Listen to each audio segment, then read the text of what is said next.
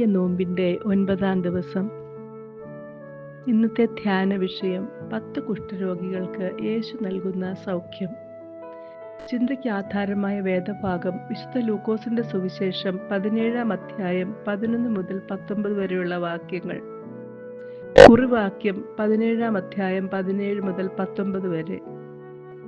10 പേർ ശുദ്ധരായി തീർന്നില്ലയോ? 9 പേർ എവിടെ? ഈ അന്യജാതിക്കാരനല്ലാതെ ദൈവത്തിന്റെ മഹത്വം കൊടുപ്പാൻ മടങ്ങി വന്നവരായി ആരെയും കാണുന്നില്ലല്ലോ എന്ന് യേശു പറഞ്ഞിട്ട് അവനോട്, എഴുന്നേറ്റ് പൊയ്ക്കൊള്ളുക, നിന്റെ വിശ്വാസം നിന്നെ രക്ഷിച്ചിരിക്കുന്നു എന്ന് പറഞ്ഞു. നോമ്പ് കാലഘട്ടത്തിൽ 10 കുഷ്ഠരോഗികളുടെ സൗഖ്യം ചിന്തിക്കുന്നതിന്റെ ആത്മീക അർത്ഥം എന്താണ്? വിശ്വാസത്താൽ സൗഖ്യം ലഭിക്കുക മാത്രമല്ല, നന്ദിയുള്ള ഹൃദയത്തോടെ യേശുവിലേക്ക് മടങ്ങി വരിക എന്നതും കൂടി ചിന്തിക്കുന്ന ഒരു കാലഘട്ടമാണ് നോമ്പുകാലം. ഈ ഭാഗത്തോട് ചേർന്ന 2 ചിന്തകൾ പങ്കുവെച്ചു കൊള്ളട്ടെ. ഒന്നാമതായി, വിശ്വാസത്തോടെ ആശ്രയിക്കുക, ദൈവം സൗഖ്യം നൽകും. ഇവിടെ 10 കുഷ്ഠരോഗികൾ യേശുവിനെ കാണാൻ വരികയും അകലെ നിന്നുകൊണ്ട്, യേശു നായക, ഞങ്ങളോട് കരുണയുണ്ടാകണമെന്ന് ഉറക്കെ പറയുകയും ചെയ്യുന്നു. ആ കാലഘട്ടത്തിൽ കുഷ്ഠരോഗികൾ ആരാ എന്നത് ലേവ്യാപുസ്തകം 13:46 പറയുന്നു. അവന് രോഗമുള്ള നാളൊക്കെയും അവൻ അശുദ്ധനായിരിക്കണം, അവൻ തനിച്ചു പാർക്കണം, അവന്റെ പാർപ്പ് പാളയത്തിന് പുറത്തായിരിക്കണം. കുഷ്ഠം എന്നത് ബൈബിളിലെ സൂചന അനുസരിച്ച് ആത്മീക അകലമാണ്, സമൂഹത്തിൽ നിന്നുള്ള ഒറ്റപ്പെടലാണ്, ഉള്ളിലെ മുറിവുകളാണ്. അവർ സൗഖ്യത്തിനായി യേശുവിനോട് അപേക്ഷിക്കുന്നു. വിശ്വാസത്തോടെ കടന്നു വന്ന 10 കുഷ്ഠരോഗികളും യേശു പറഞ്ഞതനുസരിച്ച് വിശ്വസിച്ചതിനാൽ സൗഖ്യമുള്ളവരായി തീർന്നു.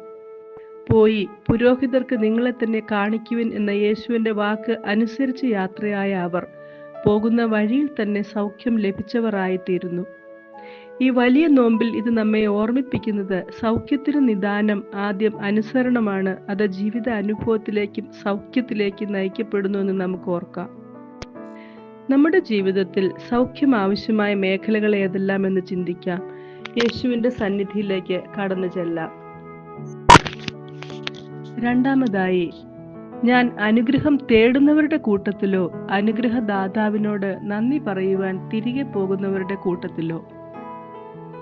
വിശ്വാസത്താൽ സൗഖ്യം ലഭിച്ചത് 10 കുഷ്ഠരോഗികൾക്കാണ്. എന്നാൽ നന്ദി സൂചകമായി തിരികെ വന്നത് ശമര്യക്കാരനായ ഒരു വ്യക്തി മാത്രമാണ്.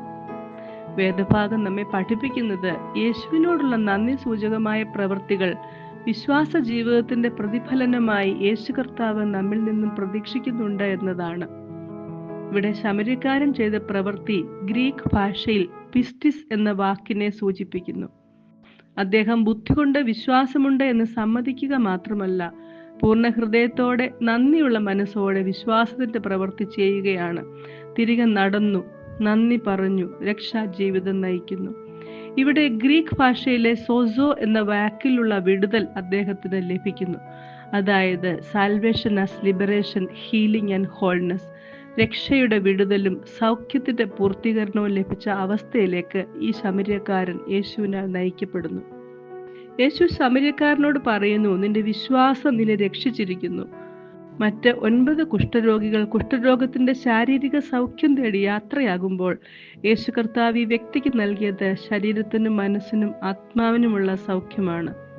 നമുക്ക് ചിന്തിക്കാം, നമ്മുടെ ജീവിതത്തിൽ നാം അനുഗ്രഹം മാത്രം തേടുന്നവരുടെ കൂട്ടത്തിലോ അതോ അനുഗ്രഹദാതാവിനോട് നന്ദി പറയുവാൻ തിരികെ പോകുന്നവരുടെ കൂട്ടത്തിലോ? പ്രാർത്ഥിക്കാം.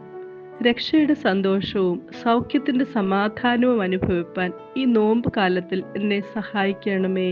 ആമേൻ.